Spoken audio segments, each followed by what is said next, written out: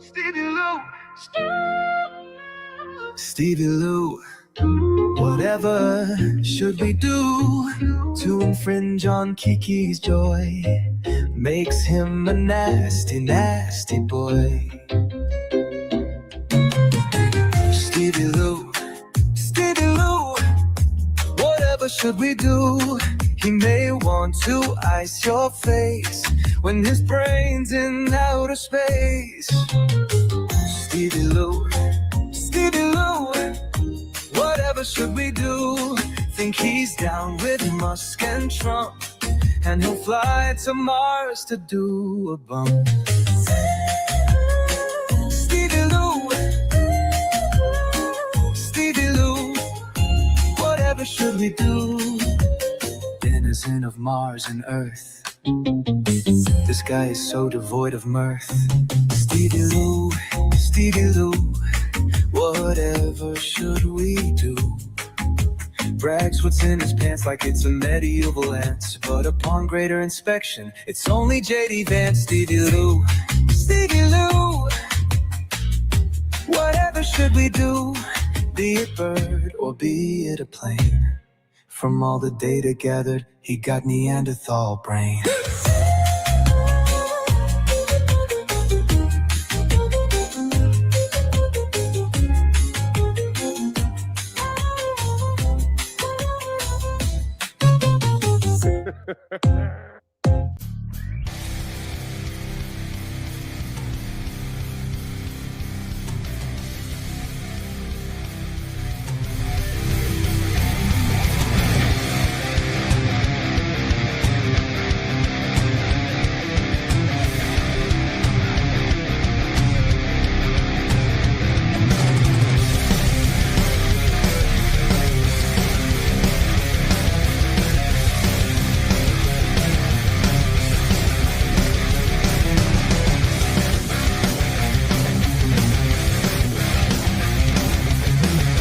Oh, I can't even do that. Oh.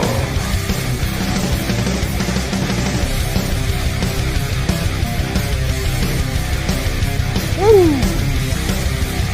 Jesus. Fucking right. GFG. JFC. What's going on? Good morning. It's your boy, Stevie Lou. I am fucking hungover. Holy shit. I am very hungover right now. How are you? It is time for Sunday Luniversity. That is right. Shout out to Jesse Angel.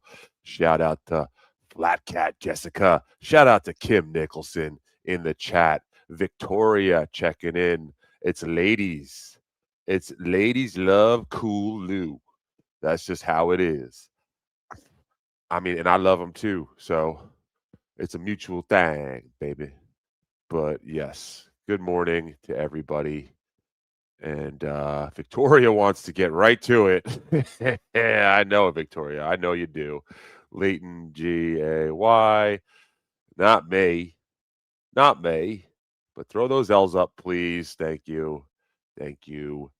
And thank you. Thank you very much. I just wanted to start off the show with some good news, some thanks, some gratitude today. That's what we're going to do. We're going to start off with some gratitude. Just wanted to say thank you again to the Sorcerer and Roy Cohn, Esquire, for giving the Lou Man a little boost and helping me out grab a new mic. And I had a stand that I was using last night. It was a brand new thing, so I maybe didn't have the greatest handle on it, but I believe it was at least better than the last Rodney's stream on my end. So thank you very much to everyone who helped me get to that point, and then to everyone who checked in, because it seemed to be a success on my end. From what I could see, there was so much going on yesterday. It was kind of hard to stay locked in. A lot of people coming in and out. I started the show early as fuck, maybe a little too early, and I appreciate everyone who came along for the ride. What a wild day yesterday. We'll get into it. We will definitely get into it a little bit. But the good news, the gratitude, it appears that after last night, it appears, I haven't gotten the official word yet, but if I'm doing my math correctly, Stevie Lou is officially monetized on YouTube. So you want to just take a second to give yourself a round of applause, because this is really you, the audience, the people at home that have been sticking around, watching, and grinding out with the Lou Man. Yes, thank you, dudes. Thank you, Flat. Thank you, Jump. This is good news. This is what we want, So, to get into it, really, here's the thing, right? When I first started, let's say, just going on MLC more, before Bob left, but especially after Bob left, I started streaming a lot more on MLC, started getting more involved. But I was also working with the Ski Mask. I was doing the Sad Chad show. I was working with BYB, doing the BYB thing when they were nobodies, when they were literally a bunch of nobodies. I helped BYB get where they had to go. That was like my thing. I said, I'm going to help these guys out. They seem like a fun group of people. Come to find out, it's much different. But at the time, I'm like, I'm going to help these guys out. Get a little bit of notoriety, use my new celebrity to help BYB, to help Ski Mask. Never really focus on myself, on my own channel. Then when I started to focus on my channel, things got a little crazy. Let's just say things got a little crazy. People probably started to cross some lines, and I don't want to get into the details, but it got ugly, and I stopped streaming. I just laid it. I fucking deleted everything, put it down, and walked away. Figured that was the right move at the time, and had a heart to heart, for sure. Had a heart to heart, and decided that I can't let those people beat me. So I got back to it, and we lost. I lost all these hours that I had put on. I was very close to monetization about 2 years ago, and then stopped streaming completely for almost a full year. Lost all my hours, and have been building it back. So it looks like after last night, I am over the required watch hour minimum. So thanks again to everyone who's part of this team. We fucking we don't have super chats yet, JD Straight Shot. I'm gonna have to get the they have to. I don't want to get into the boring X and O's of it, but your view count doesn't register for a couple days, and then I'll get some sort of notification. I got to sign up and get all sorts of information, all that fun stuff. So, but yeah, that's enough about me and my thing. We can get into last night for sure. Before we do, though, I am fucking hungover. I am really bad hungover. I don't drink like ever anymore. It's really a couple of times a year thing at this point, once or twice a month maybe. But last night I was in a good mood, a celebratory mood, a fucking festive, jovial mood. We had a real good group of people showing up yesterday, early, late, throughout the night.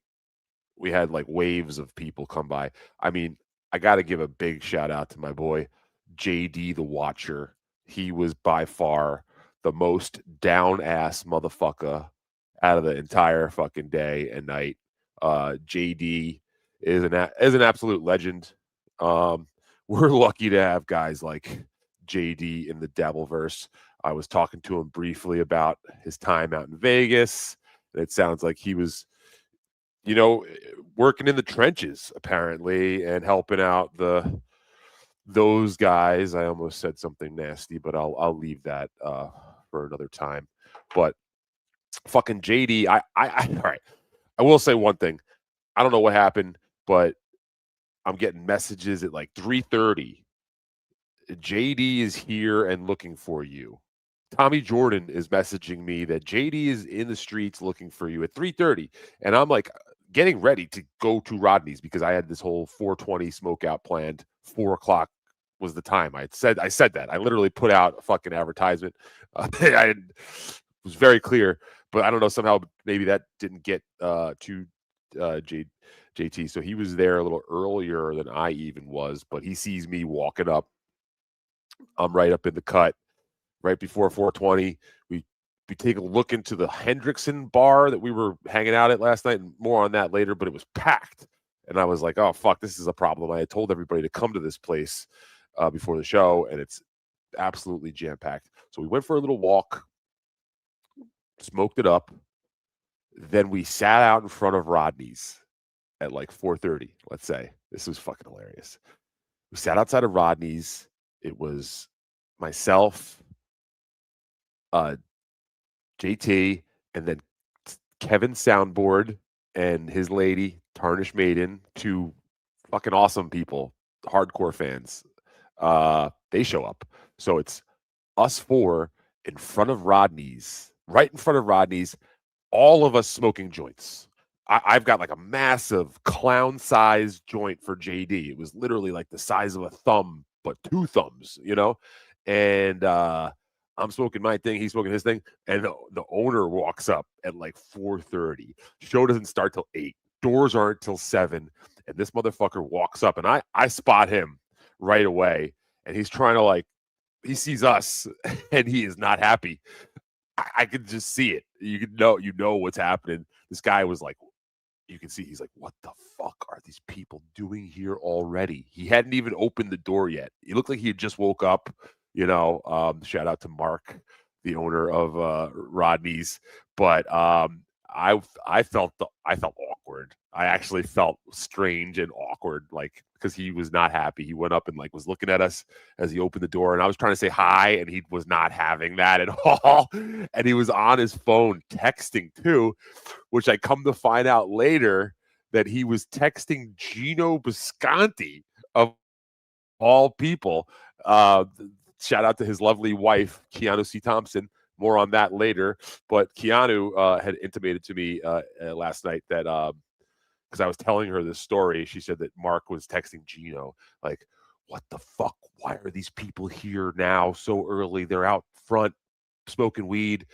And I'm like, hey man, this is how it is, dude. It's like you literally have basically the Jimmy Buffett of comedy right now. That's what Kevin Brennan and Bob Levy are. They're like, literally, you don't know what you have on your hands. You should be happy that you have people showing up here this early trying to fucking party. But yes, no super chat button available yet. I'm hoping by next weekend. That's what my hope is. I can't say for sure because YouTube can drag their feet on shit like that. But if you would like to throw me a few bucks, and please, you do not need to. At this point, I got a bunch sent over yesterday. Thank you very much to everyone who donated yesterday to my Venmo and my PayPal. That was very kind of you. All of the money that was sent in yesterday went back into the night, whether it was buying drinks, snacks. We tipped the bartenders very well, or at least I did. So I'm hoping everyone else did. But if anyone didn't, I certainly helped compensate. So a lot of funds were passing around last night, and I really appreciate that. We were all there for Kevin Brennan's birthday. Let's just be very, very real about this. We had quite the extravaganza there at Rodney's. We can go into a bunch of the stuff that happened. I've got a little list here of things that happened. And I will be honest, I'm not going to be able to go over everything that happened. And I don't think that that's the place right now to go over maybe everything that happened. But I think I will touch on a bunch of stuff and then let this week kind of play out as it will. I mean, whenever there are events, there will be a bit of a after shock, if you will. We all saw what happened after Hackamania. I mean, fucking Melton's been in hiding, literally, and I don't know how you could hide. a big guy like that, how do you go into hiding? How do you go into hiding with that big giant hump of yours? It's fucking impressive, as a matter of fact. But yeah, Melton went into hiding, and then he comes out of hiding, pilled out of his mind. Like, what, dude? That is a bad, like, from one party animal to another. Melty, you got to watch it with those pills, dog. Like, I get it, your back is hurting, but like, maybe try stretching or going for a walk. You know, I wouldn't, if I was Melton, I want to give him a quick little man to man or man to woman, whatever it is for him. Muscle relaxers and opiates are very addictive and dangerous, especially with a guy like you with not the greatest heart, I'm sure. So we all saw you last night, clearly over medicated. It's not a good look for you, dog. It's just not a good look. You come off like a fucking, like Mr. Kill Everything. You looked like a pilled out Mr. Kill Everything on air last night. Fucking just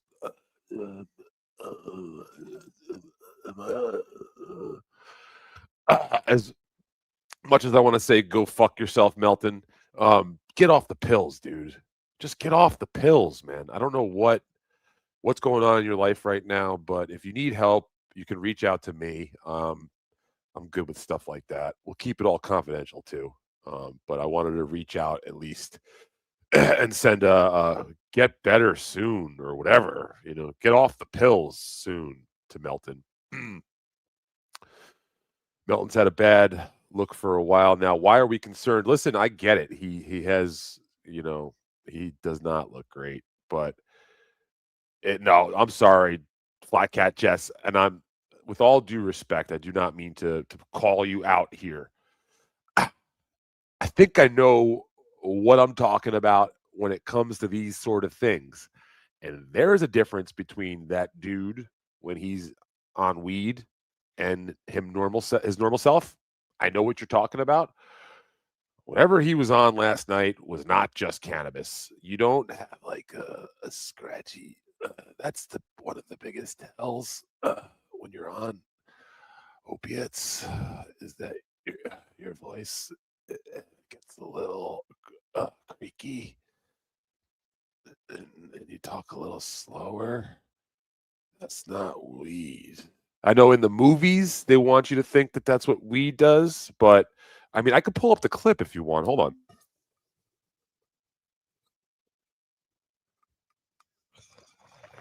I'll pull the fucking clip right out. And again, Jess, I love you. I'm not trying to get into a back and forth here, but let me pull this up here and tell me if you think this is someone that's just on weed. There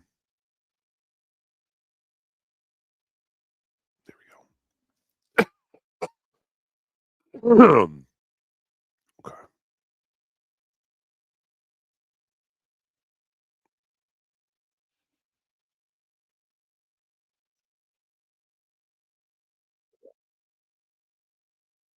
So,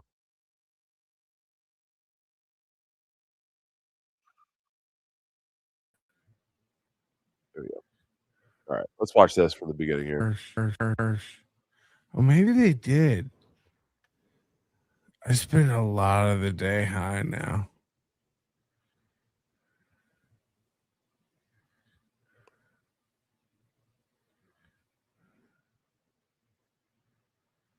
Um,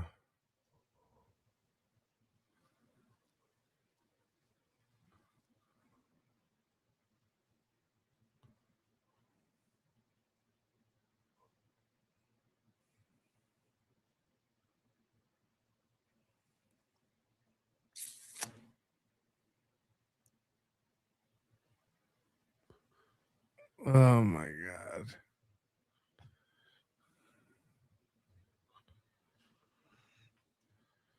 Merch better settle the fuck down.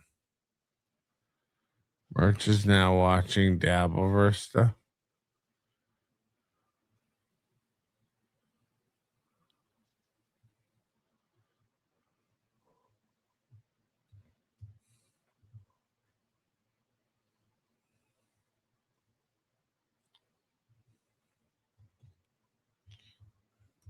What's it called? Night wave. All right, this is just getting sad and degenerative. That's not like I'm sorry. Like I guess let's take a poll. If you think that that's just weed, I guess put 420. And if you think that's something else, put an L in the chat. Let's try to get this guy some help, you know? This guy is trying to get let's try to get him some help, if anything, because that is clearly like I think like one of those cry for helps, they call it, you know, because Melton in his right mind would not go on air like that. Right? I mean, like I hate to hold the mirror up to somebody as a guy who has partied, as a guy who's had substances in his life before. Trust me, you know, you get to a point where you're sliding down and it's a slippery slope and you lose self-awareness and the pills and all that become way more than your normal life where you don't think, okay, you know what, I'm too high to be trying to stream snipe something or whatever, trying to do a show. I know people are like mocking him and saying, "Hey, where's Melton? Is he dead?" Yada yada. So in his pilled out head, he's like, I gotta get back on there. Man. I gotta just get up into the studio and just play. I can do this still. I'm still Melton, man. Just did a comedian. Yeah, I can do that. Hey, Moody.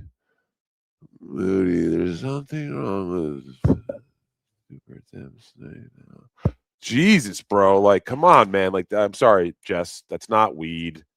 The guy's all fucking, like, his eyes are just in a bad way. So we'll leave that at that. And again, I'll just say, I hope that Melton gets the help that he needs. You know, he could be faking for Dr. Steve. Holy shit.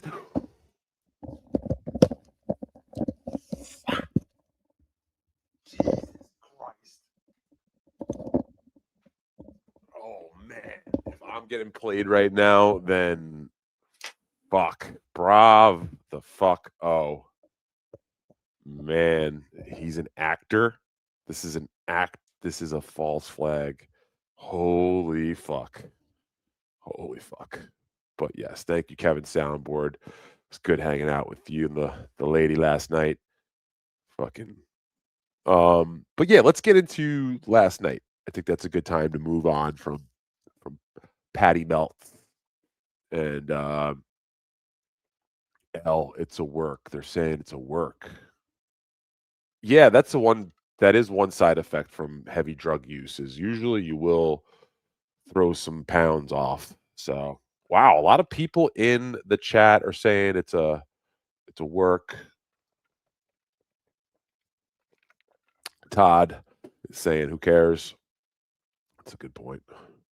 But yeah, let's go. Last night, what did we have? I guess very early on we had a Brian Landon sighting. Brian Landon showed up bright-eyed, bushy-tailed, and I wasn't totally sure what to expect from Brian. You know, he's got a bit of a reputation, I guess, right now, but I do too, so I get that. And Brian showed up and was just aces all the way, I will say. Brian, I have a whole different outlook on my impression has changed of Brian, just to say the least. He was there early and stayed late too. He was one of those who really stuck it out to the end, which was it was a fucking grind. If you were there from early on and stayed till late, you were grinding. And Brian was a lot of fun. As a matter of fact, Brian and Johnny Carson were kind of like rubbing each other the wrong way a little bit, which was kind of entertaining, to be honest. I have my cutting shit up with John Carson's shirt. This is incredible. I mean, if you do have a chance to try to buy these, this is like a really high quality, like terrifying in a good way, Johnny. Terrifying in a good way. I'm going to wear this proudly. This is definitely going into Stevie's regular attire. But Johnny Carson is a very interesting character. You know, the one thing you can always say about Johnny is he'll come in just full of fucking great energy when he arrives, and then after a couple of rum and cokes, he's looking to fucking put someone through a table. So we had a bit of that, and Brian Landon, I think that was his first time dealing with Johnny, and I think that was a bit of a shock to Brian, especially a guy who came from all the way out on the West Coast to meet some of these East Coast maniacs. Yes, I have a cutting shit up lighter too. I have it actually right here, and yeah, John Carson is a wonderful salt of the earth man. But boy, can he be a handful when he has a few in him. So that was pretty funny. Menthol Man 3201. So is mommy really pregnant? Listen, I mean, listen. I feel like I'm not a doctor.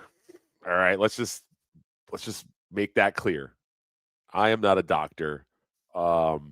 Listen, I'll tell you what mommy looked last night. Mommy looked like she was looking to get fucking pounded.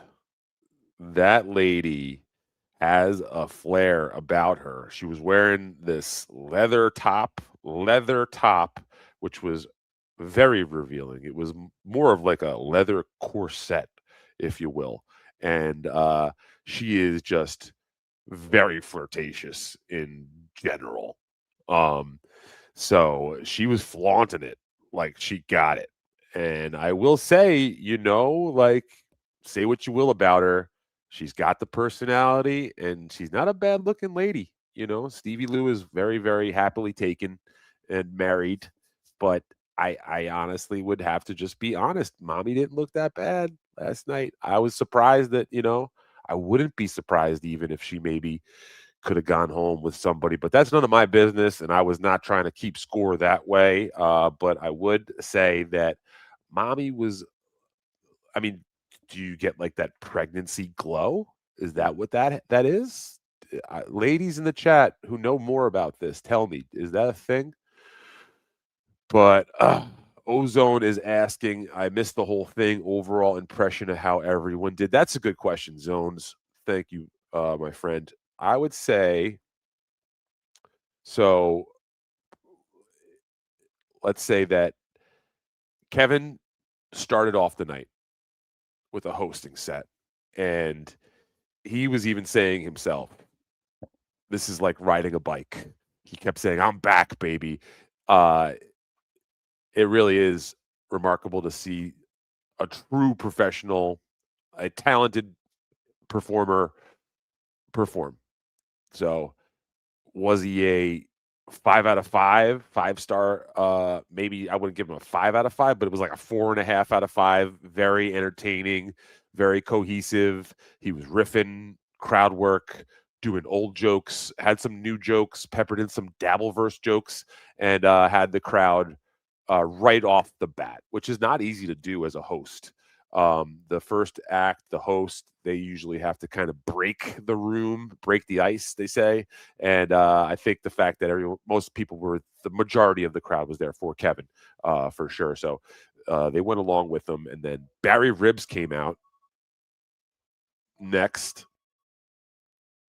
And Barry starts going off on Kevin and wasn't maybe necessarily doing comedy right off the bat. It was more screaming insane insults at Kevin.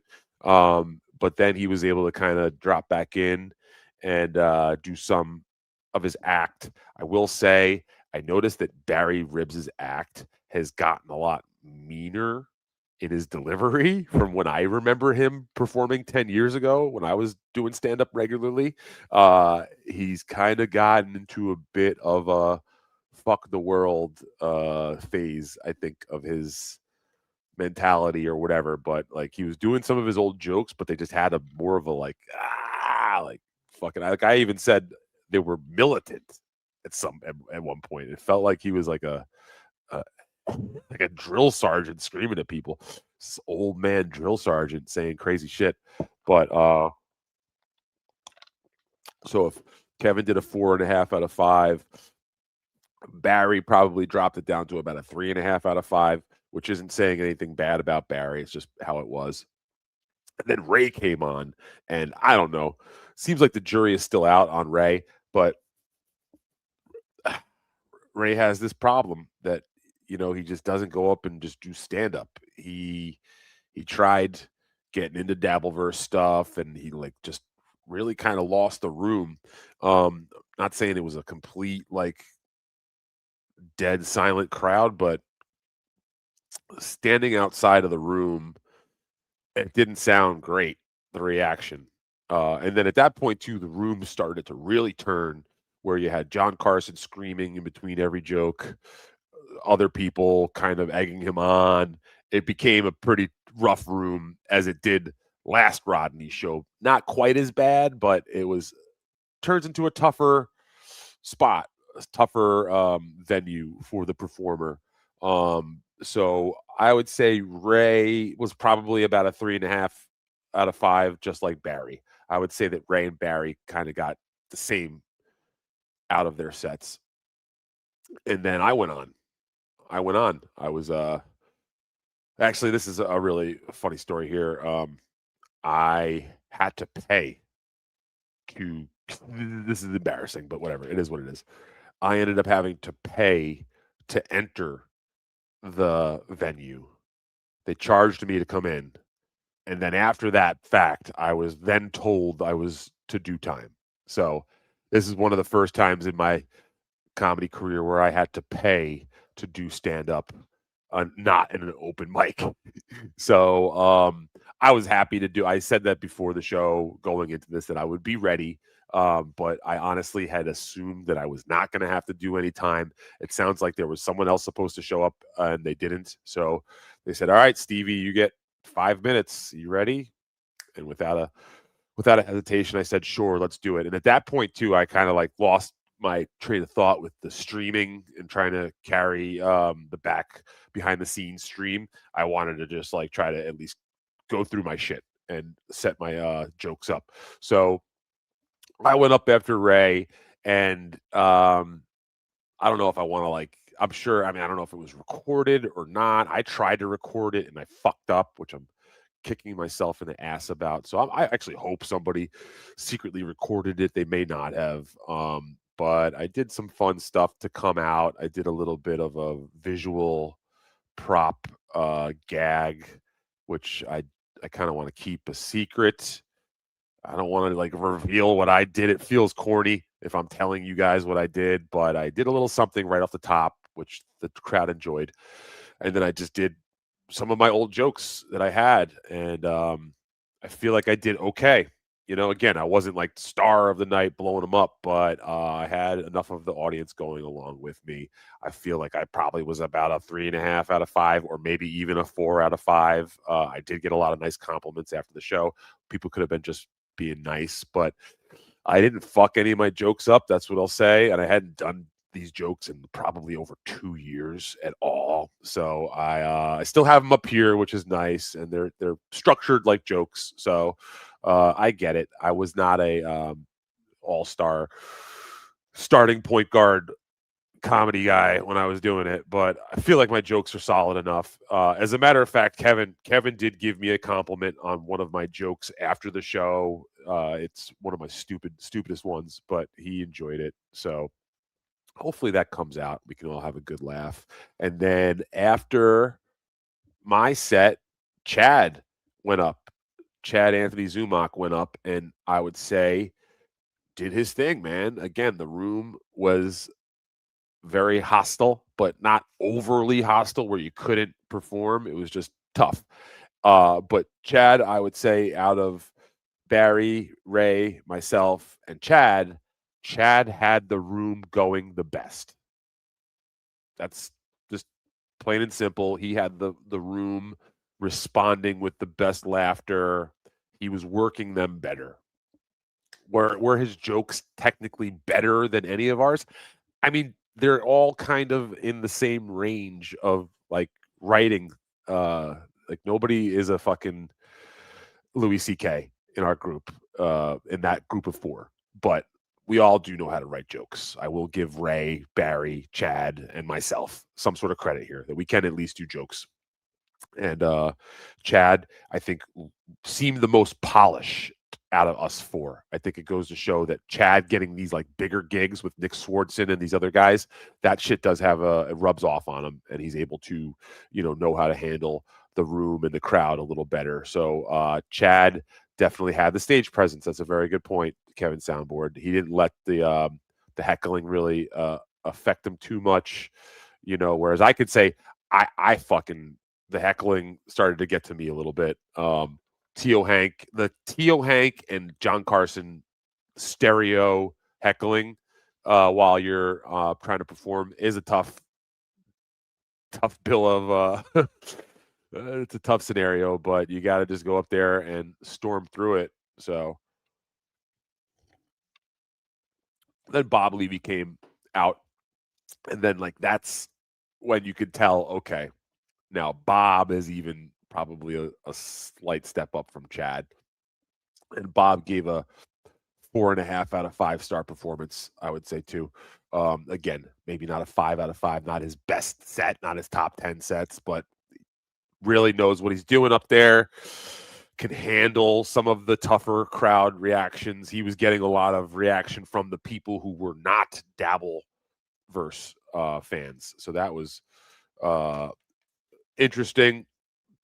One lady in the front started to really get on him because he kept saying something, because I guess they were looking like Hispanic, and he made a joke like, how did Trump let you in this country, being completely like joking, not serious whatsoever, and they didn't take that very well. So whoops. So yeah, that's how the set went. That's how the sets went. Let's see. Who did I want to give other shout outs to? Like I said, we had JT, Kevin Brennan Soundboard, Tarnished Maiden, Brian Landon got there early. Johnny Pay. I got to give Johnny Payton on the screen name Johnny Payton was hanging out all night. Real good egg. Mint Diggity was in the house very early on. Mint Diggity is a nut. I like that dude for sure. Mommy again was there hanging out, showing off her boobs. The Culligans showed up. Not for the pre-show, but they rolled up just before the show. Mr. and Mrs. Culligan were there, and they brought some family members, two young gals that enjoyed the show. They were hanging out after the show with us outside, and were a lot of fun. So shout out to the Culligans. Came out. Yeah, the people that weren't there for the Dabbleverse, we had a couple walkouts. That was tough to see, but I also get it. Yeah, Tio Hank. I'm so sorry that I'm like forgetting Tio Hank there.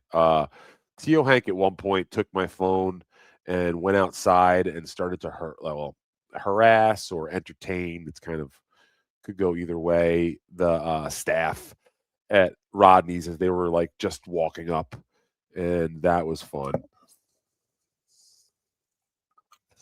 As a matter of fact, I would suggest, if you didn't catch it, go back to my stream from yesterday and try to find that point where Tio Hank takes my phone and ends up in Rodney's. He ends up inside Rodney's before they had like opened the doors. Literally, employees had just unlocked the doors, and I let Tio Hank go out, and then I'm getting messages. Tio Hank is harassing the Rodney staff from someone that's watching the stream. So I run out there and try to mitigate the situation. And next thing I know, we're just inside Rodney's, and then we go downstairs. We're doing like a fucking private tour of Rodney's on the stream, and then Tio Hank thinks to check the green room door and see if John had been lying or not about the green room door being able to lock or not. And we were able to confirm that the green room door does indeed lock. So anyone keeping score at home can now you can put that one to bed. John was lying about that whole scenario with Keanu coming into the green room at the first show.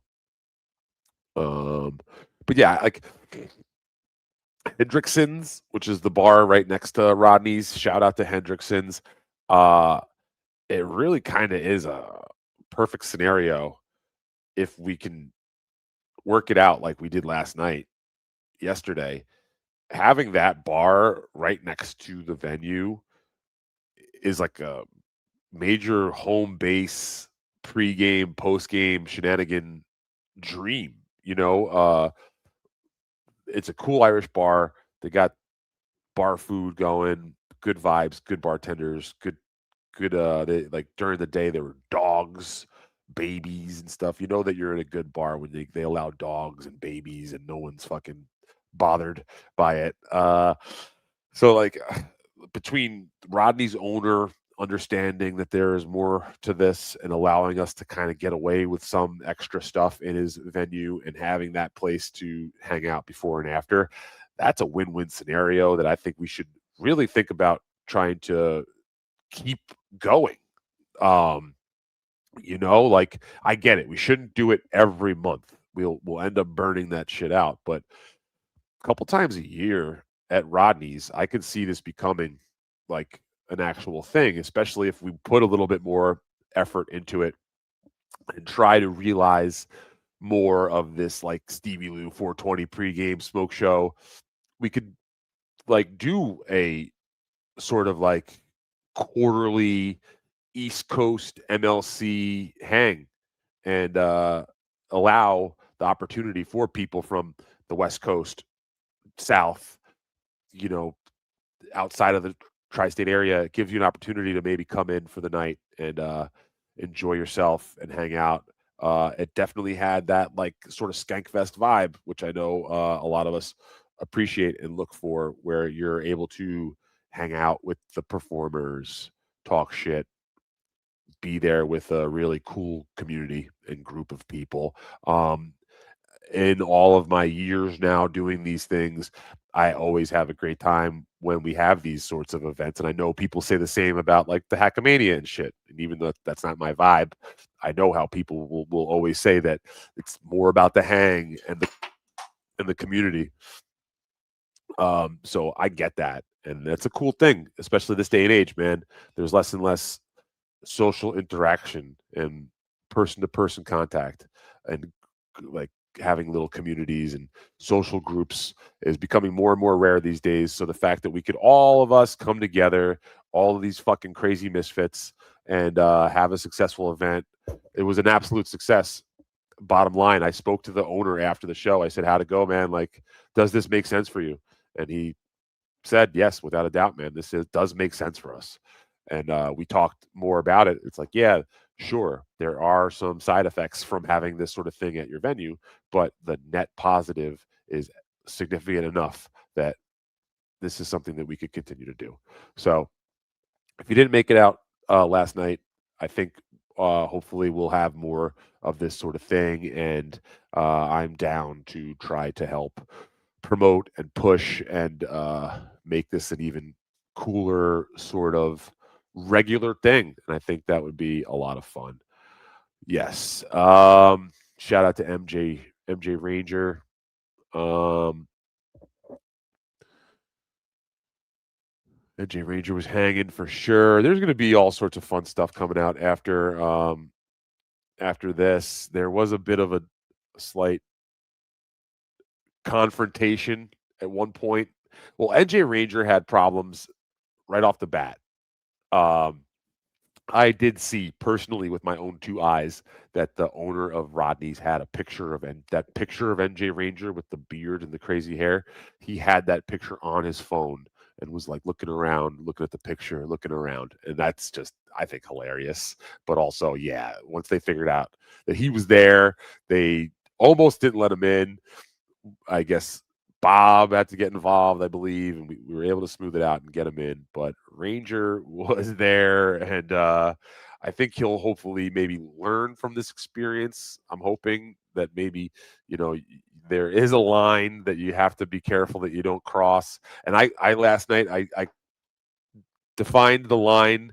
We'll now call it as it's the Quadfather line. All right, just don't cross the Quadfather line in this universe. There's having fun, joking around, breaking balls, and then there's the all right, calling 911 and saying someone's outside someone's house with a gun. That's not good. Threatening that you have and not making a veiled threat like that. And trust me, Stevie Lou, veiled threat is like my middle name. But bringing the gun thing into it again, that's crossing the Quadfather line, and you go from being a human to being a fucking piece of shit. A doxer and a fucking just general horseshit human. So NJ Ranger, I think, learned that this event that you don't want to put yourself into that fucking category easily. And yeah, sure, maybe the Z-Man was fucking with them a little bit. That's part of the game, man. Once you cross the Quadfather line, you expose yourself to being fucked with. That's just the reason to not cross that line, I would say, is that you end up opening yourself up. So yeah, apparently I took 300 milligrams of edibles very early on, and I will say that may have slowed me down a little bit. Um, is NJ Ranger a Patrick Tomlinson type locale? Pretends to be a smart guy, yet threatens people with firearms violence. I don't think that's oversimplifying it, the client host, and I do respect you, bud. But no, I think NJ Ranger is a decent dude, and I know people will disagree with me, and people don't like him, but I think enough people are cool with NJ, and I got no problem with NJ. He's always been straight up with me, so.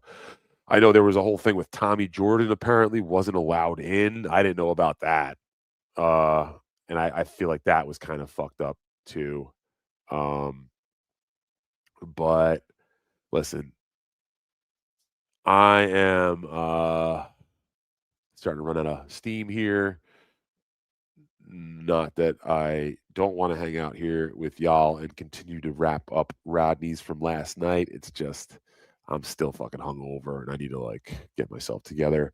Okay. I gotta say it. Fuck it, because eventually it's not a bad thing. It's not being weird. I just wanted to at least make note that Bob Levy's wonderful, darling wife, Jeaner, was there last night, and again, stunning, as stunning can ever be. That woman is a 10 out of 10. It always has been. But she brought her daughter last night too. So I was downstairs and Gina said hello and she goes, "Oh, hey, this is my daughter." And I got to say, like, stunning. Absolutely stunningly beautiful, her daughter Paige. But that was very cool that we finally, got to meet, Bob's stepdaughter, who's had such infamy, if you will, before. She was super cool, very quiet, hung out with Gina all night, watched the show. I was kind of sitting by them for a lot of the show, and they were laughing, having a good time. So she seems like a really cool, down to earth gal.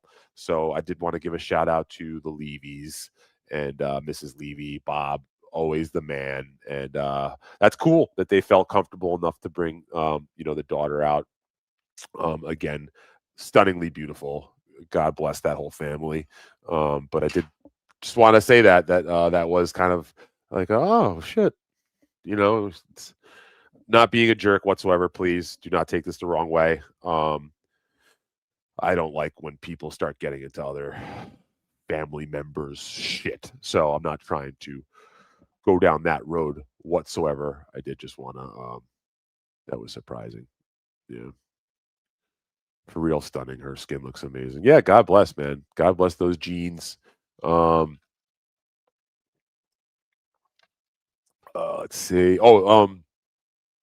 And besides that being like, oh, a surprise, the craziest thing that happened was once the show ended around 11:30, I'm outside in my suit, and suddenly this guy in a bright orange jacket, cowboy hat, and bullwhip walks by, and he sees the whole crowd of people outside of Rodney's, and he's looking around, and I see this guy, and people are like, "Wow, look at this guy! What the fuck?"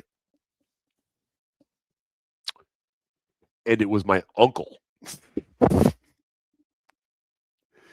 It was my actual blood uncle. It was my father's younger brother, Brian. My uncle Brian was just randomly walking by in a bright orange sports coat with a cowboy hat and bullwhip.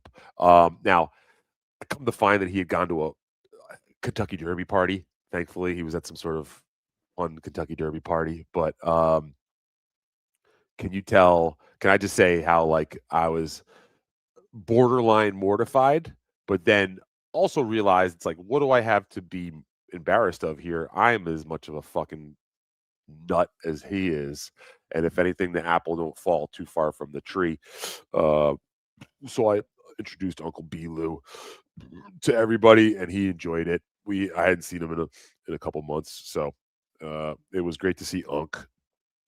He lives in Manhattan. He's a Manhattan guy. Been there for fucking like 40 years or some shit. So he's an old timer at this point, but still likes to party and hang. So yes, that was my uncle. The dude, he was definitely up in the stream. He was hanging out for like 15 minutes outside.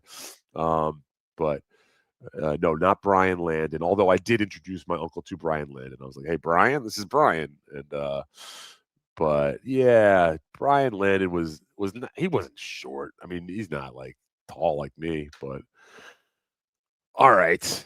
I am absolutely tapped out here. I am still very hungover, so I got to drink some more water, smoke some more weed, take care of, get some lunch, some brunch. But one last time, thank you very much to everyone who's contributed to the Lou Fund, who has supported me along this adventurous run on YouTube. We are apparently over the monetization line. So hit the like button, hit the subscribe button, hit the notification bell so you know when I'm live. If I have this monetization thing, I'm certainly going to be much more motivated to do more of this, to do more streaming, to offer alternative show stuff. Like maybe it is time to bring back the movie podcast stuff. Maybe it's time to do a little bit more weed talk. Maybe it's time just to stream more in general. If you know, you know. I get in the mix. I'm not afraid to fucking throw my hat in the ring and show up and have a good time. So that I will do. If you're down with the Lou, throw the L up. We had a bunch of people throwing L's up in person, man. Like you couldn't make me more of a happy and proud dude than coming up and throwing an L up in person. So thank you very much to all you who do continue to support the Lou movement. We will be seeing you soon. I'm sure there'll be an MLC tonight later on. That was funny. Bob Levy was like encouraging Kevin to do more Sunday shows.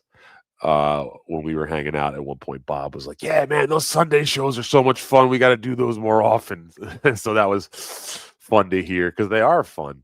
They are fun. And Kevin was saying he doesn't want to do them all the time, but he would be willing to do more Sunday shows, which is good. So check out MLC, check out all the side shows. It'll, I'm sure, be going more in depth into some of the side stories. I would like to leave some of those stories untouched and let them flesh out this week.